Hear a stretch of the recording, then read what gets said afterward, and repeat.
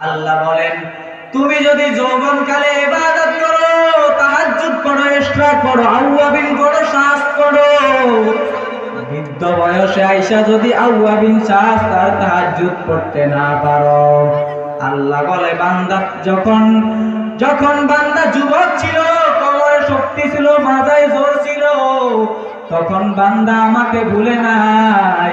বান্দা তখন মাগরিবের নামাজের পাশাপাশি আউয়াবিন পড়ছে। ভোর রাতে 3টা বাজে, 4টা বাজে, 2টা বাজে উঠিয়া গভীর রাতে আমি আল্লাহকে ডাকছে আর তাহাজ্জুদ নামাজ পড়ছে। বান্দা যখন বৃদ্ধ হয়ে যাবে, তখন বান্দা যখন আর ইবাদত করতে পারবে না, যখন বান্দা তাহাজ্জুদ আর পড়তে পারবে না, যখন বান্দা মাগরিবের 3 রাকাত পড়তেই কষ্ট হয়ে যাবে, আউয়াবিন পড়তে পারবে না, আল্লাহ বলেন, ও ফেরেশতা, আমার বান্দা এখন মাগরিবের 3 রাকাত পড়তে বড় কষ্ট, আমার বান্দা এখন আউয়াবিন পড়তে পারে না রে ফেরেশতা। আমার বান্দা যৌবনে কাজে লাগাইছে, যৌবনে আমি আল্লাহকে ভুলে নাই, যৌবনে ইবাদত করছে, এখন আমি আল্লাহ এই বান্দা বৃদ্ধ হয়ে গেছে, ইবাদত করতে পারে না, তাও তাহাজ্জুদ করতে পারে না, আউয়াবিন করতে পারে না, আমি বান্দা তুই ফেরেশতা লিখতে থাক, আমার বান্দা যৌবনে যেমন ইবাদত করেছে, বৃদ্ধকালেও তার আমলনামায় তাহাজ্জুদ আউয়াবিনের সওয়াব লিখতে থাক। যৌবনকে কাজে লাগাইলে আল্লাহ বৃদ্ধকালে ওই যৌবনের কালে যে ইবাদত করেছি সেই ইবাদতের সিলসিলাটা জারি রাখতে পারেন। আর যদি যৌবনকে গুনায় গুনায় কাটাইয়া দেই, তাহলে বৃদ্ধ বয়সে আইসা তুমি যদি যখন মৃত্যু চলে আসবে, তখন যদি মাওলার দরবারে কান্না করো, আর লাভ হবে না। সময় থাকতে সময়ের মূল্যায়ন করিয়া যৌবনকালটাকে ইবাদতের পিছনে খরচ করো, তা কখনো বৃথা যাবে না। 2 নম্বর রাসূল বলেন, ওয়াসিহাতাকা ক্বাবলা সাকামি, 2 নম্বর হলো সুস্থতাকে কাজে লাগাইবা অসুস্থ হওয়ার আগে। সুস্থতা এটা আল্লাহ তাআলার পক্ষ থেকে বড় এক নিয়ামত, সুস্থতা আল্লাহর পক্ষ থেকে বড় নিয়ামত।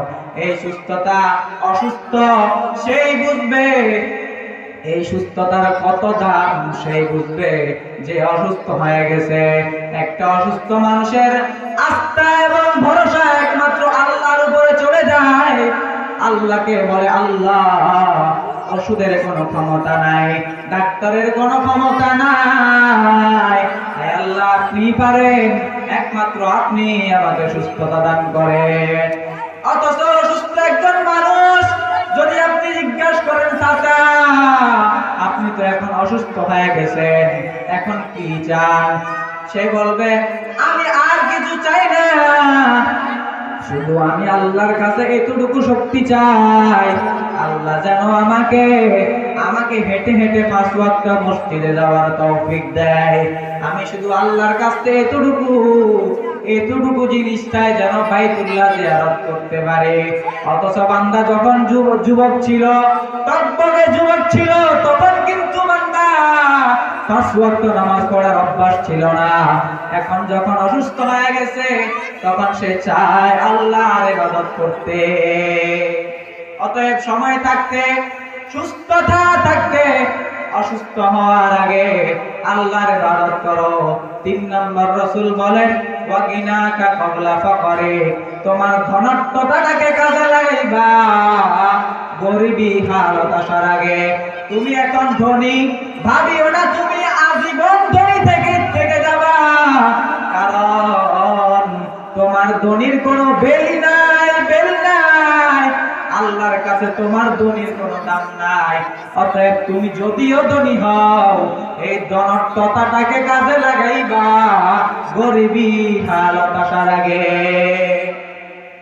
4 নম্বর রাসূল বলেন, ওয়া ফারাগাকা ক্বাবলা শুগলি, 4 নম্বর হলো তোমার অবসরতাটাকে কাজে লাগাইবা, অবসরতাটাকে কাজে লাগাইবা ব্যস্ততা হওয়ার আগে। এই অবসরতা আল্লাহ তাআলার পক্ষ থেকে দেওয়া অনেক বড় এক নিয়ামত। এই অবসরতা সবার কপালে থাকে না। দেখেন সরকারি চাকরি যারা করে তাদের উপর যদি হজ ফরজ হয়ে যায়, তারা যদি বলে আমি হজ করব, আমাকে হজ করার জন্য 40-45 দিন ছুটি দেন, তখন সরকারের উপরের কর্মকর্তারা বলবে না, আপনাকে হজ করার জন্য 40-45 দিন সময় দেওয়া যাবে না। কারণ বলে এতদিন আপনাকে আমরা দূরে রাখতে পারবো না। অথচ সে যখন বলে আপনি যখন রিটায়ার্ড হয়ে যাবেন তখন আপনি হজটা আদায় করে নিয়ে, আল্লাহর বান্দা রিটায়ার্ড হওয়ার আগেই দুনিয়ার থেকে বিদায় হয়ে যায়, কিন্তু আল্লাহর ফরজ বিধান হজ সে পালন করতে পারে না। অথচ ব্যস্ত হওয়ার আগে, এজন্য রাসূল বলেছেন ব্যস্ত হওয়ার আগে তোমরা তোমাদের অবসরতাটাকে কাজে লাগাইবা। অতএব অবসর যখন থাকবে তখন যে কোনো ভাবে নিজেকে একজন আদর্শবান মানুষ হিসাবে গড়ার জন্য, দ্বীনি ইলম শিক্ষা করার জন্য লাগায় দিবেন, আল্লাহর ইবাদতের জন্য লাগায় দিবেন। অবসর যখন হয়ে যাবেন তখন আল্লাহর ইবাদত করতে থাকবেন। 5 নম্বর রাসূল বলেন ওয়া হায়াতাকা ক্বাবলা মাউতিক, তোমার জীবনকে কাজে লাগাইও মরণ আসার আগে। 5 নম্বর তোমার জীবনকে কাজে লাগাইবা মৃত্যু আসার আগে। কারণ মৃত্যু যখন চলে আসবে তখন তো এই দেশের সব টেরর যারা আল্লাহর রাসূলের ওয়ারিস ওয়ারাসাতুল আম্বিয়াদের গলায় রশি লাগাইয়া যারা টানছিল তারাও তওবা করবে। আল্লাহ বলেন ওই দিন তোর তওবা কবুল হবে না। কারণ ফেরাউন তওবা করেছিল। মুসা আলাইহিস সালাম যখন ফেরাউন যখন নীল নদীর ভিতরে ডুবে যাইতেছিল তখন তরঙ্গে তাকে পৌঁছাই দিতেছে, তখন যেন ঢেউয়ে তাকে নিচের দিকে নিয়ে যাইতেছে। ওই মুহূর্তে ফেরাউন ডাক দিয়া কয় আমানতু বিমা আমানাত বিহি বনু ইসরাঈল, বলে আমি ওই খোদার উপর ঈমান এনেছি যেই খোদার উপরে বনি ইসরাঈল ঈমান এনেছে। আল্লাহ বলেন ও ফেরাউন, তোর এই তওবার কোনো দাম নাই, তোর এই তওবার কোনো দাম নাই। তখন ফেরেশতারা তার মুখের ভিতরে কষ্টিপ মাইরা দেয়, এই কথা যেন দ্বিতীয়বার সে আর না বলতে পারে। অতএব হায়াতকে কাজে লাগাইবা মওত আসার আগে। আল্লাহ আমাদের রব। আল্লাহ বলেন তোমরা সবাই ক্ষতিগ্রস্ত। সময়ের শপথ, সময়ের দাম বুঝাইতে গিয়ে আল্লাহ বলেন, রাসূল এত সুন্দর করে বলেছেন যে তোমরা তোমাদের যৌবন কালকে কাজে লাগাইবা বৃদ্ধকাল আসার আগে, তোমরা তোমাদের সুস্থতাকে কাজে লাগাইবা অসুস্থ হওয়ার আগে, তোমরা তোমাদের ধনত্বতাটাকে কাজে লাগাইবা গরিব হওয়ার আগে, অসহায় হওয়ার আগে, গরিব হওয়ার আগে তোমরা তোমাদের ধনত্বতাটাকে কাজে লাগাইবা, তোমরা তোমাদের অবসরতাটাকে কাজে লাগাইবা ব্যস্ততা হওয়ার আগে, ব্যস্ত হওয়ার আগে তোমরা তোমাদের ধনত্বতাটাকে কাজে লাগাইবা। তোমরা ব্যস্ত হওয়ার আগে তোমাদের অবসর সময় যেটা এটাকে কাজে লাগাইবা। তোমরা মরণ হওয়ার আগে, মৃত্যুবরণ করার আগে তোমাদের জীবনকে কাজে লাগাইবা। রাসূল বলেন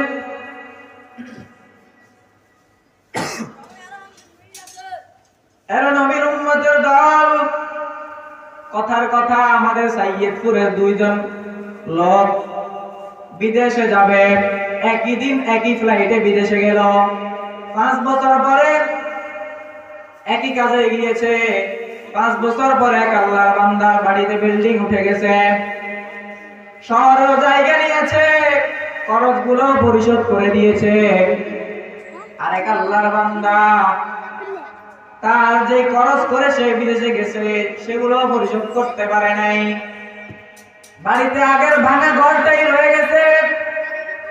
জিজ্ঞাসা করা হয় তোমরা তো একই দিন ফ্লাইটে একই কাজে বিদেশে গিয়েছিলা, কিন্তু তোমার বাড়িতে এত সুন্দর ঘর আর তার বাড়িতে আগের মতোই ভাঙা।